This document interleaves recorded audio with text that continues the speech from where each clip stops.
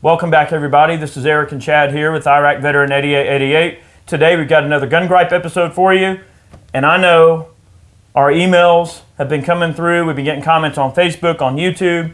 Many people wanting us to talk about Senate Bill 1657 out of Illinois, and a little bit of the, let's say, more conspiracy that's going on right now. More like people would like, talk about the Springfield and Rock River thing. Talk about the Springfield and Rock River thing. Like, what is the Springfield and Rock River thing? All right, so there's definitely some good old-fashioned, old-school... politicking. Good old-fashioned Illinois crooked politics going on. Pocket lining. There's some pocket lining going on and there's some stuff. So, yeah, I don't really know where to start other than I would definitely go over to the NRA's website. We pulled just a brief statement from the NRA here. I would check that out. Over on the ILA, we'll put the link in the description box below, and you'll see a little shot there. We've got a copy of the bill, which has a lot of really random stuff. So let's talk about what SB 1657 really proposes to do. I would go through and read it in its entirety. The link will be in the description box below if you want to go check it out and read it. It's essentially going to make things very difficult for small dealers to stay in business because the vein of the bill and the life of the bill is going to make it very cumbersome, difficult, lots of red tape, lots of, good old-fashioned Illinois like pocket lining, and all these things are going to go on, and it's going to make a lot of the smaller guys have a lot of difficulty staying in business and keeping up with the law. Maybe not just even staying in business, but also getting in business too. I mean, if you're a prospective gun shop owner and you're trying to obtain your FFL, there's a federal level that you have to go through with the ATF and such, but then also the 1657 is wanting to create basically a gun dealer licensing board, and you gotta, let's see, what does it say here? Let's see, I read something about a 5-member regulatory, here we go. Let's see, the legislation seeks to create many department divisions anti-gun 5-member licensing boards. So you'll have to go through the state and through a 5-member licensing board with, I guess, probably a vote of, 5 people. So 3 versus 2 against you, or 4 versus 1 against you, or 5 versus none against you. Not to mention, and then you don't get your license, Exactly, and not to mention a special regulatory emergency power that they can do at any time. Which what does that even mean? I mean, we need to do this right now because we don't want any more gun dealers in the state. So that's completely erroneous. I mean, if you're going to be a federally licensed firearms dealer, then that's the thing. You're a federally licensed firearms dealer. But, I mean, we know that states can make their own laws and such, and this is just a deep blow to gun dealers and gun owners in Illinois, and you guys need to be fighting this tooth and nail. Yeah, absolutely. There's still somewhat of a chance to fight it. I mean, it's already made it out of committee. It's already made it past the Senate. And I think right now it's going through the House, and of course the governor would still have to sign it into law. Guys, there's still a chance to fight this. There's a lot of very nefarious activities going on, and so we're going to hit on this whole thing with Springfield and Rock River Arms. And there's a lot of people that have got the pitchforks out and the torches, and they're wanting to really go for blood with these guys. And we're going to mention. I'm going to look at it from both sides of the equation. So the Illinois Firearms Manufacturers Association is basically a lobbying group, essentially. And what has happened is Springfield and Rock River both have committed funds and donations to be represented by the IFMA. And apparently the IFMA lined some Illinois politicians' pocket because the wording of the bill did not include it actually included firearms manufacturers within the vein and existence of 1657. Now, another draft of the bill has been moved forward that actually excludes Springfield and Rock River from the bill. Well, it excludes manufacturers in the state, so it's just a gun dealer and not a gun manufacturer thing now. But the IFMA, from what I understand, was created several years back by these big companies because the companies themselves didn't send lobbyists to the Illinois legislature to lobby for pro-gun legislation. So they created this organization to do that for them, and they have given tens of thousands of dollars over the years to this organization in basically contributions for campaigns. And many of which are anti-gun. Yeah, you can go over to the Truth About Guns page. They've got a recent article where they actually break down a lot of these contributions, and they're to very anti-gun politicians in the state. I mean, they have a lot of F and D ratings with the NRA, which is not good for gun owners. Yep. So it's like Eric said, kind of the whole pocket lining thing. It's like, hey, we'll give you campaign contributions if you guys don't really worry Look the about other way. you guys don't worry about this bill, or you change it so it doesn't affect us. Whatever the case is, it's classic political play. So of course, yesterday in a perfectly pre-prepared statement, both Springfield and Rock River said, "Hey, we're severing all ties with IFMA over this because they did it without our knowledge and all this stuff." So this is where I'm going to play devil's advocate a little bit. I can see both sides of the equation. If what they're saying is actually true, okay, whatever. But right here, I've got they donated like $50,000. Like each company donated the same amount of money to the IFMA. You can't tell me that you're going to drop a $50,000 check on someone's door and not know what that money is being used for lobbying purposes. I mean, it's not just a, hey, here's a blank check and do it. I have a feeling. Now, of course, I have no way to prove this. My speculation is that somebody got their pocket lined to look the other way, and that money, they knew exactly what that money was going to be used for, and they can't deny it. I mean, so what's the pay to play here? Well, it's $50,000. Well, here's $50,000. And they were thinking maybe it was a way to like shut them up and make the whole thing go away. And in that good old-fashioned Illinois sense, crooked politicians and crooked guys who are willing to get their pockets lined, it is my opinion, of course, and I think that's exactly what happened. Well, see, I mean, I think about just Illinois as a state as itself. I mean, it's been known as an anti-gun state for quite some time, and this bill, the original bill, passed the Senate with one vote. So I mean, it was like literally one person, made that bill go through to the House. But think about like in Georgia. I mean, would something like that have really happened in Georgia? No. Would these manufacturers be, contributing to anti-gun politicians here in the state? Because I mean, we're more of a pro-gun state, so that's really not necessary. But I mean, like Eric said, playing devil's advocate, it's like, well, they want to play that side of the table so they can get favorable treatment in a less than ideal situation with the legislature or the Congress in the state. I think that they threw that money at the situation, hoping it would just make it go away, and it backfired when they were exposed about it. Oh, people are pissed. And there's people that are mad. Okay, so why are they mad? All right, why would it be an issue that a company would rightfully so look out for the future and best interest of their company? Well, the issue is because in a very big way, you're turning your back on the rest of your people. It's like, okay, well, do as I say, not as I do. Here's some money, shut up, give me some favorable treatment. Is that what happened? Well, we may never know and be able to substantiate that in its entirety. By having the IFMA handle it and not them directly, then it becomes a plausible deniability of, oh, well, I didn't know they were going to do this. I just gave someone $50,000 and had no idea what they were going to do with my money.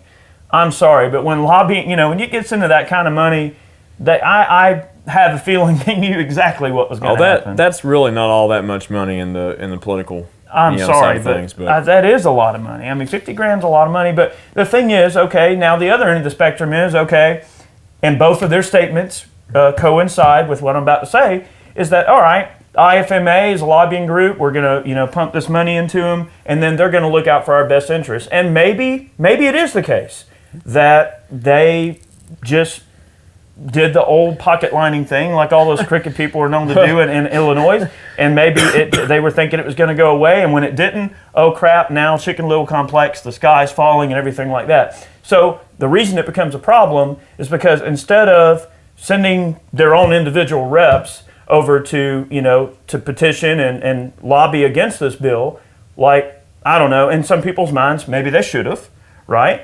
And instead of fighting it tooth and nail, which in their statements they both assume they that both the IFMA are saying they are very much against it. I guess in people's minds, they feel that their confidence is let down in these people because they feel like they got sold up the river and that they didn't fight hard enough and they gave up too easy. I think that is the concern. It is. I mean, and I could see that being the case. I mean, you've got all right, 2 manufacturers in Illinois, and they send lobbying dollars to an organization that's basically based probably in the Capitol. I'm not really sure, but that's where all the politicking takes place, is right there in the Capitol building. Right.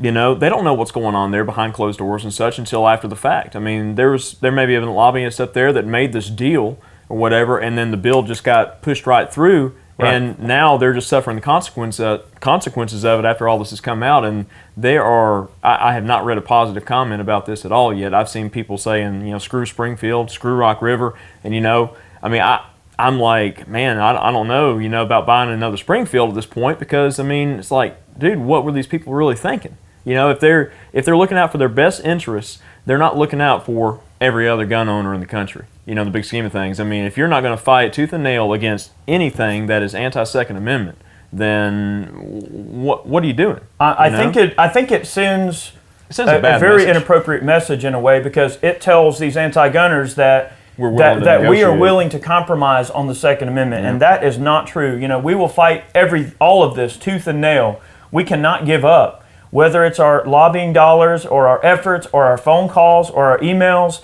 we have to work with the NRA and other lobbying groups to make sure that we're fighting this stuff tooth and nail. And you can't give up on this stuff that easy. You know, you can't just slide some crooked guy some money and expect everything to disappear, you know. And I'm not saying that's what they did.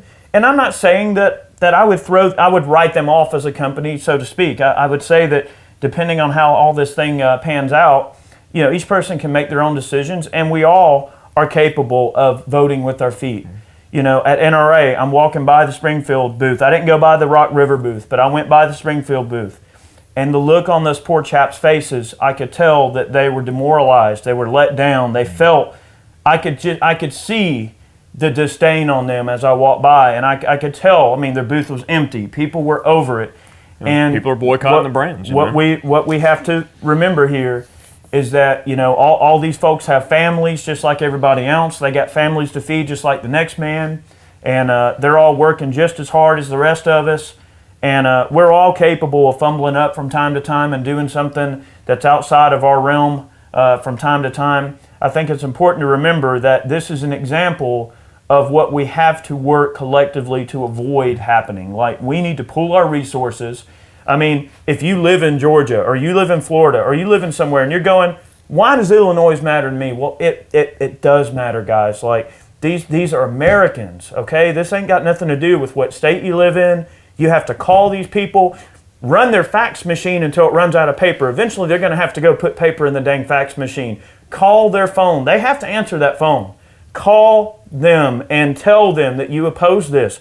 Email them. Flood their email box. Blow their phone up. We have to be more open with each other on a grassroots level for getting this stuff done so that stuff like this doesn't happen. They got pushed into a corner, and that's not fair. We shouldn't have even let it get this far. We need to all pool our resources.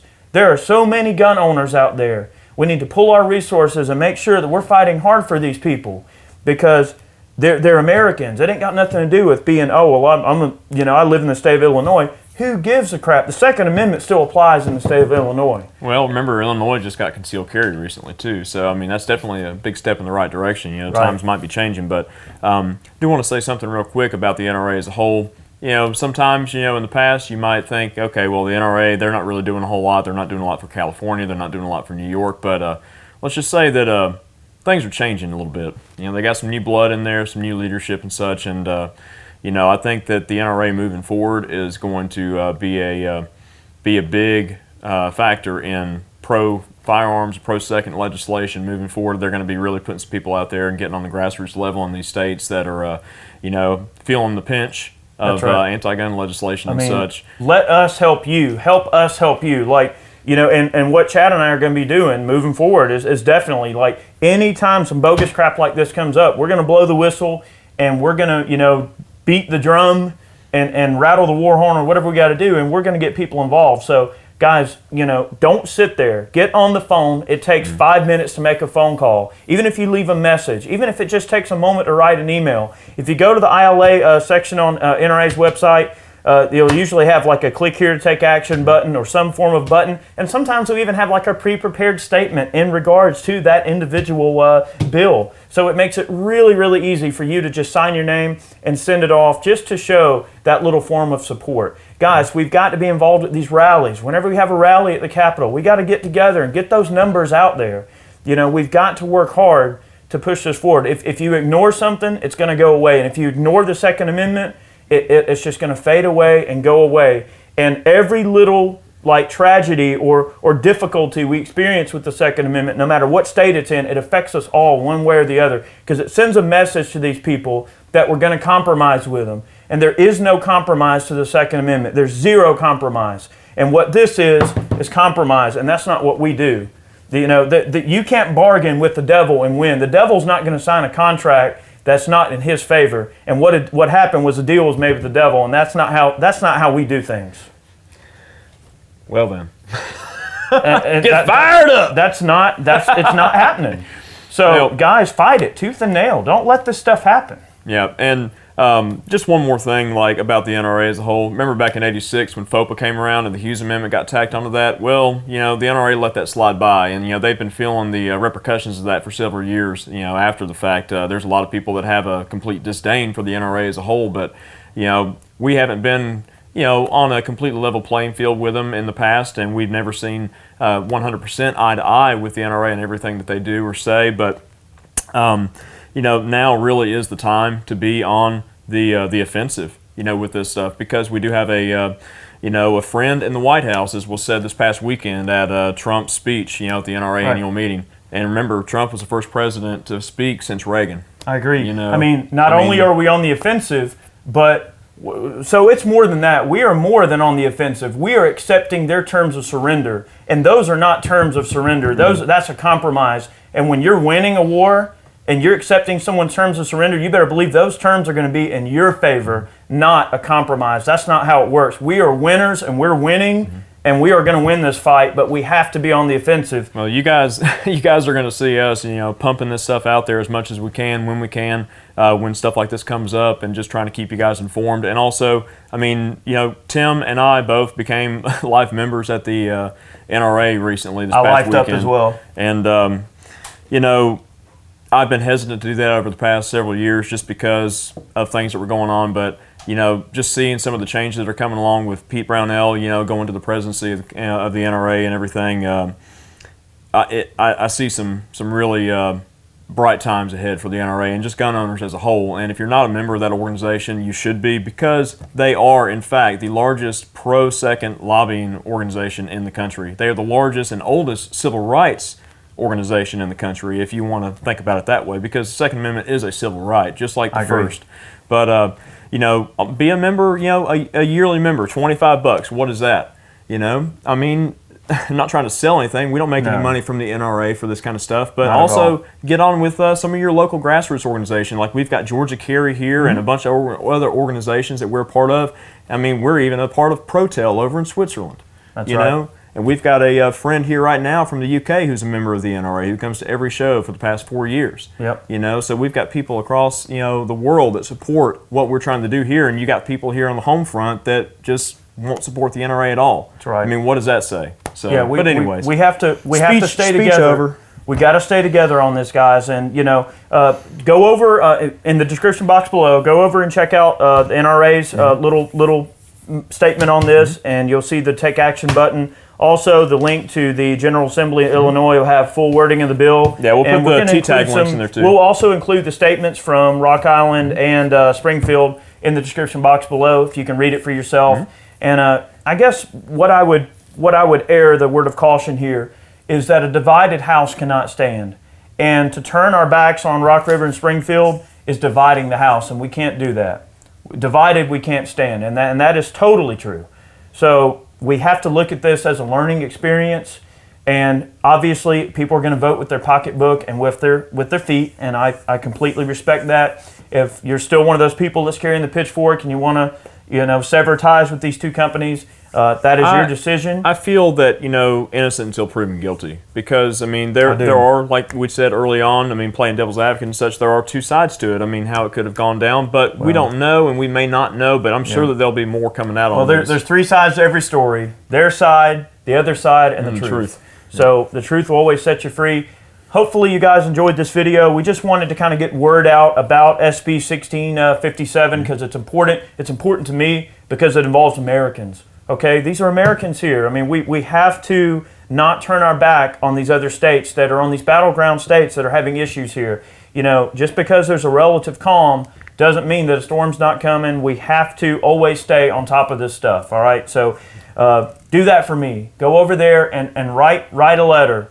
Call them, send them an email, send them a fax with a picture of your letter. Whatever you have to do.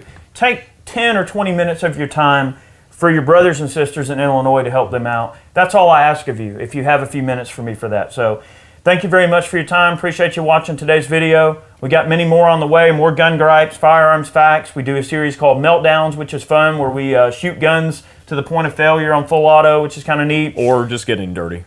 That's right. We also have gun reviews that we film on a regular basis. We do gunsmithing videos, reloading. So we're a full faceted gun channel. If you like this kind of stuff, stay tuned for more. Please subscribe. Check us out on Facebook and other social media outlets.